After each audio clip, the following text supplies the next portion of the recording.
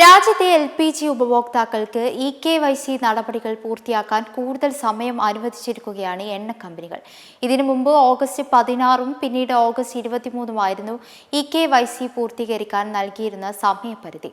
എന്നാൽ ഒരേ സമയം ലക്ഷക്കണക്കിന് ആളുകൾ മൊബൈൽ ആപ്പുകളും പോർട്ടലുകളും ഉപയോഗിച്ചതോടെ സർവറുകൾ പണിമുടക്കുകയും സാങ്കേതിക തടസ്സങ്ങൾ നേരിടുകയും ചെയ്തിരുന്നു.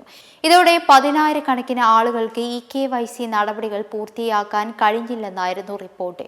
ഇതുമായി ബന്ധപ്പെട്ട പരാതികൾ വ്യാപകമായതോടെയാണ് ഇപ്പോൾ LPG ബുക്കിംഗിലും ആഭ്യന്തര നിരക്ക് ആനുകൂല്യങ്ങളിലും ഉണ്ടാകാവുന്ന തടസ്സങ്ങൾ ഒഴിവാക്കാൻ 2026 ഓഗസ്റ്റ് 31 മുൻപ് ഉപഭോക്താക്കൾക്ക് EKYC പൂർത്തിയാക്കാൻ അവസരം നൽകിയിരിക്കുന്നത്. Indian Bharat gas, HP gas എന്നിവയുടെ എല്ലാ ഗാർഹിക LPG ഉപഭോക്താക്കൾക്കും EKYC നിർബന്ധമായും പൂർത്തിയാക്കേണ്ടതാണ്.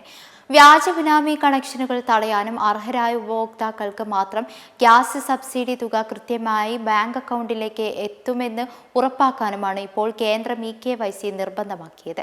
അനുവദിച്ച സമയപരിധിക്കുള്ളിൽ EKYC പൂർത്തിയാക്കാത്ത ഉപഭോക്താക്കൾക്ക് തുടർന്ന് ഗ്യാസ് സബ്സിഡി ആനുകൂല്യം ലഭിക്കില്ല എന്നതാണ് വസ്തുത. കൂടാതെ സിലിണ്ടർ ബുക്കിംഗ് തടസ്സപ്പെടാനോ സബ്സിഡി ഇല്ലാത്ത ഉയർന്ന വാണിജ്യ നിരക്കിൽ ഗ്യാസ് സിലിണ്ടർ വാങ്ങേണ്ട സാഹചര്യമോ ഉണ്ടാകുന്നതുമായിരിക്കും. അതേസമയം ഉപഭോക്താക്കൾക്ക് അതത് LPG കമ്പനികളുടെ ഔദ്യോഗിക ആപ്പുകൾ വഴി വീട്ടിൽ നിന്ന് തന്നെ EKYC പൂർത്തിയാക്കാവുന്നതാണ്.